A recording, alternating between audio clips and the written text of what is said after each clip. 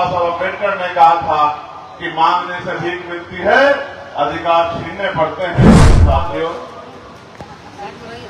मुजफ्फरपुर की ऐतिहासिक धरती और आज यहां इस महत्वपूर्ण कार्यक्रम में मुझे आने का मौका मिला है। हमारी पार्टी और यहां के धार्मिक संगठनों ने मिलकर एक मजबूत प्रयास किया है, क्योंकि लोकतंत्र है और लोकतंत्र में मिलकर ही हम, भाईचारा बनाकर ही हम अपनी परेशानियों को खत्म कर सकते हैं और अपने अधिकारों को प्राप्त कर सकते हैं। इसलिए मैं इस पहल की, यहां पार्टी के नेतृत्व की, हमारे संगठन के नेतृत्व की, जिले के जिम्मेदार साथियों की, जिले के नेतृत्व साथियों की इस सोच की बहुत सराहना करता हूं। तो ये पहल सराहनीय है। मैं अपनी बात को शुरू करते हुए सभी धर्मों में जन्मे सभी संतों, गुरुओं और महान पुरुषों को नमन करता हूं, इसलिए कि उन महान पुरुषों का योगदान और उन महान पुरुषों के संघर्ष के कारण ही खंड खंड में बटे भारत में लोकतंत्र स्थापित हुआ है और खंड खंड में बटा भारत मजबूत भारत के रूप में आज दुनिया के सामने है। जब देश आजाद हुआ था तो बहुत सारे रियासतों में ये देश बटा हुआ था। ये जिम्मेदारी थी कि इन रियासतों को एकजुट कैसे किया जाए।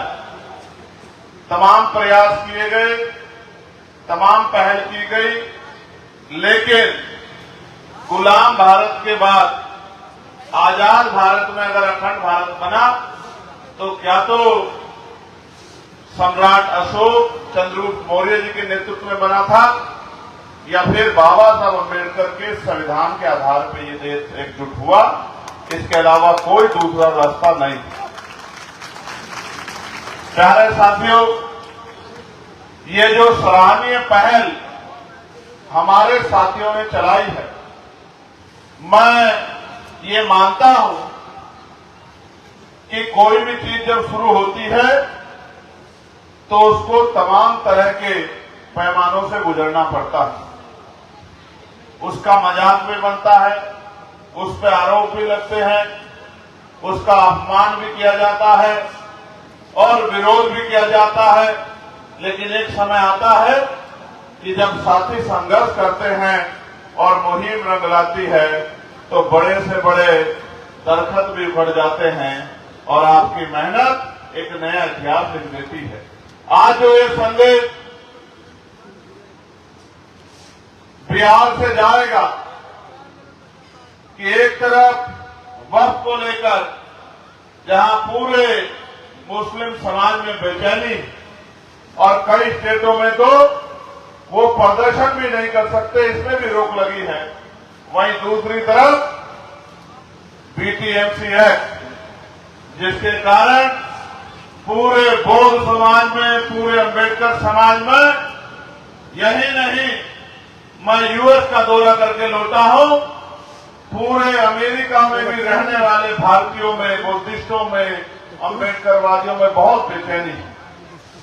मैं जब वहां गया तो वो मुझसे पूछते थे कि आप बिहार कब जाओगे और बिहार में जाके उस आंदोलन को कैसे मजबूत करोगे, उस आंदोलन को ताकतवर बनाकर कैसे उस बीटीएमसी एक्ट को खत्म करा के हमारे लोगों को उनका अधिकार दिलाने का काम करो।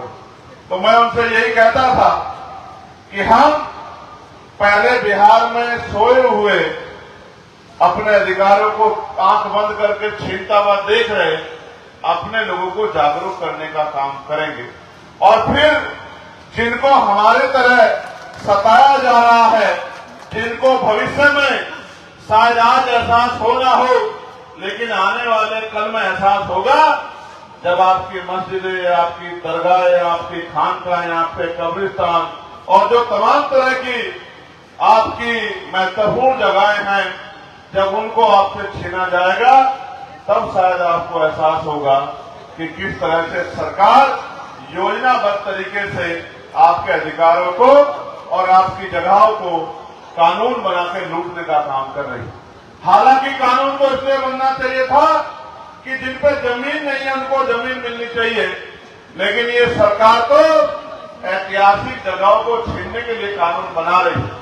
मैं आज भी धरती से कहता हूं कि हम कल भी वक्त के खिलाफ थे और आज भी जो वक्त पर अमेंडमेंट करके नया कानून बनाया गया है, हमने पार्लियामेंट में भी इसका विरोध किया था और सड़कों पर भी हमारा विरोध जारी रहेगा।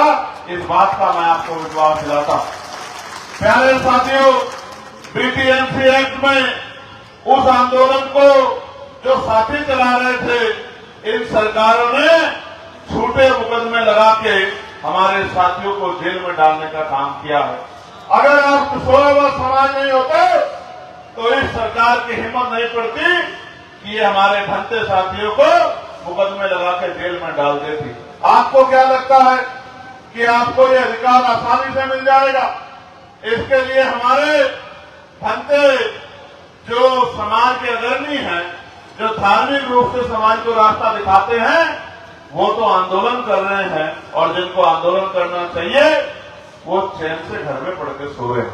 इसीलिए आज बिहार के कोने कोने में जाके हमें ये अलग लगानी पड़ेगी कि अगर हमें बीटीएमसी एक्ट खत्म कराना है तो हमें अपनी ताकत यहां बढ़ानी पड़ेगी और अपने जैसे लूटे पिटे जो लोग हैं, जिनके अधिकारों को छीना जा रहा है, उनका हाथ हमें पकड़ना पड़ेगा और राजनीतिक भाईचारे से ज्यादा सामाजिक भाईचारा हम लोगों को बनाना पड़ेगा।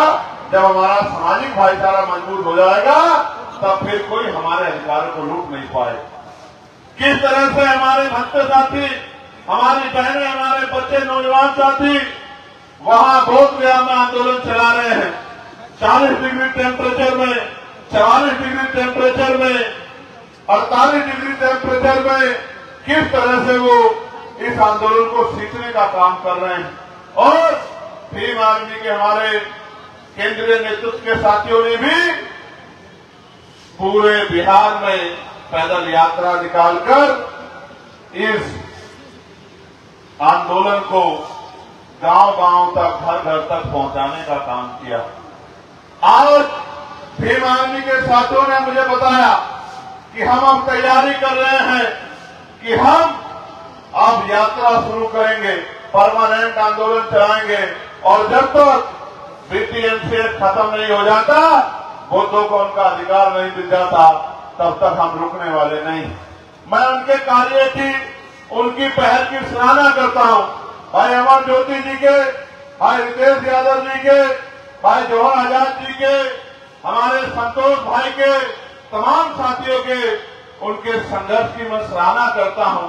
भाई अक्षय जी के, पीके आजाद जी के, मैं उनको भी कहना चाहता हूं कि उनको भी कमर कसनी चाहिए और घर घर तक ये बात पहुंचनी चाहिए कि जो बाबा साहब अम्बेडकर ने कहा था कि मांगने से भीख मिलती है, अधिकार छीनने पड़ते हैं और जो अधिकार आपके छीन लिए जाए, जो जिन अधिकारों पर आप पे डाका पड़ जाए, वो छीनने के लिए आपको ताकत बनानी पड़ेगी। मैं तो धन्यवाद देता हूं, इतनी बड़ी संख्या में हमारी मातृशक्ति यहां पहुंची है और नौजवान साथियों ने तो देश में कहीं भी कोई आंदोलन हो, कार्यक्रम हो, हमेशा से अपने छोटे छोटे साधनों से हमारे संगठन पार्टी के शक्ति को बढ़ाने का काम किया। आज भी हम लोग, मुझे याद है 2020 से अब तक का सफर कठिनाइयों भरा था, लेकिन जिस तरह उत्तर प्रदेश के साथियों ने मेहनत करके, संगठन बना के, भाईचारा बना के, लोगों को जगा के अपनी शक्ति को बनाना उत्तर प्रदेश में शुरू किया है, अगर आप भी इसी काम को यहां आगे बढ़ाने का काम करोगे तो आपकी लड़ाई बड़ी आसान हो जाएगी। क्योंकि आप जानते हो कि बीटीएमसी एक्ट खत्म करने की ताकत बिहार की सरकार के पास है। जब तक उनकी कुर्सी के पांव उनकी कुर्सी के पहिए, उनकी कुर्सी के डंडे आपके हाथ में नहीं होंगे तब तक वो सरकारें आपके अधिकारों को देने का काम नहीं करेंगी। इसलिए क्योंकि लोकतंत्र है और जनता मालिक होती है, बस जनता तक सही बात पहुंचाए और ऐसे लोग तैयार हो जाए पहुंचाने वाले और बात पहुंच जाए तो कोई काम नामुमकिन नहीं है। मैं यहाँ जो नौजवान पहुंचे हैं, जो मुझसे बहुत प्यार करते हैं, मैं उनको पूछना चाहता हूँ, क्या मुजफ्फरपुर के मेरे साथियों इस बात को घर घर तक पहुंचाने का काम करोगे कि अगर अपना अधिकार चाहिए तो हमें अपनी शक्ति बनानी पड़ेगी और एकजुटता भाईचारा बना के ही हम कामयाब हो सकते हैं। हमें दो दुश्मन को पहचानना पड़ेगा।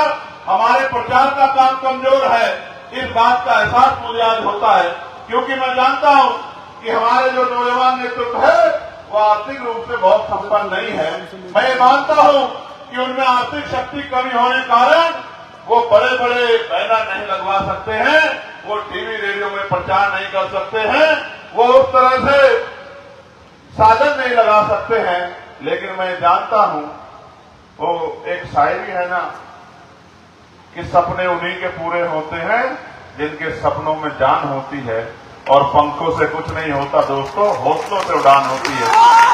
जितने लोग यहाँ उपस्थित हैं, मैं चैलेंज करके कहता हूं, अगर इतने लोग भी ठान ले और कल से निकल जाएं तो वो दिन दूर नहीं है कि अगले 1 महीने के अंदर घर घर तक ये बात पहुंच जाएगी कि हमें अपनी ताकत बनानी है। और जो अपमान यहाँ, क्योंकि बोध गया कोई दूसरी जगह नहीं है, बोध गया एकमात्र ऐसी जगह है जहां भगवान बुद्ध को ज्ञान प्राप्त हुआ है। ये सिद्धार्थ गौतम से और भगवान बुद्ध तक बनने की पूरी प्रक्रिया का अगर हिस्टोरिकल प्रमाण हमारे पास कहीं है तो वो बोध गया में है। मैं तो उस धरती से आता हूं जहां भगवान बुद्ध पैदा हुए, कुशीनगर, सिद्धार्थनगर, और जहां भगवान बुद्ध का परिनिर्वाण हुआ कुशीनगर। लेकिन जहां भगवान बुद्ध को ज्ञान प्राप्त हुआ, जिस ज्ञान के कारण पूरी दुनिया में बौद्ध धर्म यहां से गया, शांति का संदेश गया, लाइट ऑफ एशिया का नारा आया, उस धरती पे, उस बोध गया पे बौद्ध भाइयों के साथ, बौद्ध अनुयायियों के साथ किसी भी तरह का अन्याय हम लोग बर्दाश्त नहीं करेंगे। इसी बात को बताने के लिए मैं आज आपके बीच, मैं आपको यहाँ ये भी कहना चाहता हूँ, ये मेरा निवेदन और चेतावनी दोनों समझिए, जब तक आपके पास गांव में आपकी बात को पहुंचाने वाला, डंडा उठाने वाला ईमानदार नेतृत्व नहीं खड़ा होगा, तब तक आपकी बात मजबूत होने वाली नहीं। इसलिए आपको हवाई काम करने की बजाय जमीन पर जाकर संगठन का निर्माण करना चाहिए। गांव गांव में जाके इसके दिल में आपके जैसी तमन्ना है, उन तमन्ना वाले लोगों को इकट्ठा करना चाहिए, उनको अपनी बात समझानी चाहिए, उनको इस अपमान के बारे में जागरूक करना चाहिए और उनको भी तैयार करना चाहिए कि वो गांव के लोगों को मीटिंग करके, गैदर करके, भाईचारा बना के, महापुरुषों की बात बना के, क्योंकि महापुरुषों ने तो हजारों साल की गुलामी को बाबा साहब अम्बेडकर के ने संविधान के रूप में, जिस गुलामी में आपको कपड़ा पहनने की, इज्जत से जीने की, संपत्ति बनाने की, तरक्की करने की, सुख शांति के जीवन का अधिकार नहीं था, जिस गुलामी में, उस गुलामी को काटने का काम भी बाबा साहब अम्बेडकर ने भारतीय संविधान के जरिए कर दिया है। अब हम पे रोड मैप है संविधान के रूप में, अगर हम उस रोड मैप को जमीन पर लागू करा दें तो वो दिन दूर नहीं कि हम इस बीटीएम एक्ट को भी खत्म करा पाएंगे और अपनी ताकत भी बना पाएंगे। क्योंकि हमारी मेहनत में कमी है, हमें मेहनत बढ़ानी चाहिए। अगर हम मेहनत नहीं बढ़ाएंगे तो आप अपने मन में सोचो, आपकी लड़ाई कोई दूसरा क्यों लड़ेगा? भाई लड़ाई आपकी है, समस्या आपकी है, कोई दूसरा क्यों लड़ेगा? हम तो इंसानियत को मानने वाले लोग हैं, इसलिए अगर किसी आदमी को भी एक कांटा भी चुभता है और हम जागरूक है, समझदार हमें दिखाई देता है, तो हम उसकी लड़ाई भी लड़ने के लिए सबसे आगे रहते हैं। इस बात का उदाहरण मंडल कमीशन भी है कि जब पिछड़े वर्ग के लोग भी पूर्ण रूप से तैयार नहीं थे, क्योंकि अगर तैयार होते तो सारी मांगे मंडल कमीशन की पूरा होती। मंडल कमीशन की 2 सिफारिशें पूरी हुई हैं। इसका सबसे बड़ा अगर किसी को योगदान जाता है तो उन जागरूक बाबा साहब अम्बेडकर के अनुयायियों को जाता है, जिन्होंने मंडल कमीशन को लागू कराने के लिए पूरे देश में जन जागरण करने का काम किया, लोगों को जागरूक करने का काम किया। ये लोकतंत्र है। यहाँ वोट डालते हुए पैसा नहीं लगता है। सारी व्यवस्था बाबा साहब अम्बेडकर संविधान में करके गए हैं। आपको जाके सिर्फ लोगों को जागरूक करना है, उनमें भाईचारा पैदा करना है, उनको तैयार करना है कि वो किसी की बातों में ना आए, क्योंकि बातों में तो वो बहुत लंबे समय से आ रहे हैं। अगर बातों में आना आते तो बिहार से पलायन रुकता ही नहीं रुकता। क्यों बिहार के लोगों को पूरे देश में अपने पेट को अपने कमाने के लिए और अपने बच्चों के पेट के भरने के लिए जाना पड़ता है। मैंने तो आज भी मेरे याद है जब कोरोना काल की चर्चा आजकल हो रही है, और मैंने कोरोना काल का वो समय देखा है जब दिल्ली से इन्हीं मेहनतकश लोगों को भगाने का काम किया गया था, और इन निकम्मी सरकारों के पास इनको भेजने के लिए बस और ट्रेन की व्यवस्था भी नहीं थी। किस तरह गरीब लोग पेट पे हाथ रख के प्यासे प्यासे बिना चप्पलों के बिना भोजन के कई दिन बाद तक अपने घरों में पहुंचे थे। मैंने बिलखती माओ को, छोटे बच्चों को और उन बच्चों को बैग के ऊपर लेटे हुए भी देखा है। हम कोशिश करते थे महापुरुषों के विचारों के कारण कि जितने लोगों तक भोजन सामग्री, खाद्य सामग्री, पीने के पानी की व्यवस्था करा पाए। मैं तो दिल्ली में था, कभी पुलिस इधर से लाठी मारती थी तो लोग उधर को भाग जाते थे, फिर इधर से लाठी मारती थी तो इधर को भाग आते थे। ना कोई पानी पूछने वाला था, न वो शहर है, ना कोई खाना पूछने वाला था। उस दिन मुझे लगा था कि ये बिहार में जहां जहां तक हमारी बात जाएगी, हम लोगों को समझाने का काम करेंगे कि लोकतंत्र में नेता मालिक नहीं होते, जनता मालिक होती है, और जनता जिसका हाथ पकड़ लेती है उसी को ताकतवर बना देती है। आज उसी जनता ने उत्तर प्रदेश में मुझे जिता के भेजा है, मेरे हाथ मजबूत किए हैं, और मैंने पार्लियामेंट में इसी बीपीएमसी एक्ट को खत्म कराने की मांग सबसे पहले पार्लियामेंट में उठाने का काम किया है। जो बाकी नेताओं इतनी हिम्मत नहीं जुटा पाए, वो काम मैंने जनता की शक्ति से किया है। मैं जनतंत्र को समझता हूं, लोगों की शक्ति को समझता हूं, आपकी उम्मीदों को समझता हूं, आपकी तकलीफों को समझता हूं, आपके दर्द को समझता हूं। अगर ये आप भी समझ जाओ कि आपका अपना कौन है, और आप भी मेरे दिखाए रास्ते पर चल के काम करना शुरू कर दो, तो मैं लिख कर देता कि दुनिया में कोई मंजिल नामुमकिन नहीं। करोगे भी करोगे, बताओ। यहां से निकल के लोगों में भाईचारा पैदा करोगे भी करोगे, बताओ। गांव गांव जाके घर घर घूम के लोगों को समझाने का काम करोगे नहीं करोगे, बताओ। प्यारे साथियों, आज हम 1000 हैं। जब ये 1000 काम करेंगे तो अगले 10 दिन में 10,000 हो जाएंगे। जब वो 10,000 काम करेंगे अगले 1 महीने में 1 लाख हो जाएंगे, और जब ये 1 लाख लोग मिलके पूरे बिहार में काम करेंगे तो 4-6 महीने में 50 लाख हो जाएंगे। लेकिन काम करना पड़ेगा। जब हम 8 घंटे, ये बताओ, स्वाभिमान सम्मान से बढ़कर भी कुछ है क्या? बताओ, स्वाभिमान सम्मान से बढ़कर भी कुछ है क्या? जब हम 8 घंटे अपने पेट को भरने के लिए काम करते हैं, तो क्या 1 घंटा स्वाभिमान से जीवन जीने के लिए काम नहीं कर सकते हैं क्या? बताओ, कर सकते हैं नहीं कर सकते हैं? मैं बिहार की घटनाओं को सुनता हूं। अमर ज्योति जी ने जिक्र किया, एक बच्ची जो 10 साल की थी, जिसका रेप हुआ, जिसका गला रेत दिया गया। क्यों करने पड़ते हैं आंदोलन? क्यों लगाने पड़ते हैं नारे? क्या इन सरकारों को गरीब की बच्चों का दर्द नहीं दिखाई देता? क्यों नहीं दिखाई देता इनको दर्द? कानून तो कहता है कि न्याय सबको मिलेगा। जुडिशरी है, पुलिस है, इन्वेस्टिगेशन एजेंसियां हैं, तमाम सरकारी सिस्टम है, फिर एडमिनिस्ट्रेशन है। क्यों नहीं मिलता न्याय? क्योंकि न्याय उनको मिलता है जिनके पास शक्ति होती है। अगर आप इसी जीवन में खुश हो, मेरे भाइयों, मुजफ्फरपुर के तो कोई दिक्कत नहीं है। अगर आप जीवन में खुश नहीं हो तो ताकत बनाने का प्रयास करो, मेरी बात पे पहरा देने का प्रयास करो, घर से निकलने का प्रयास करो और इस आवाज को, इस बात को लोगों तक पहुंचाने का काम करो।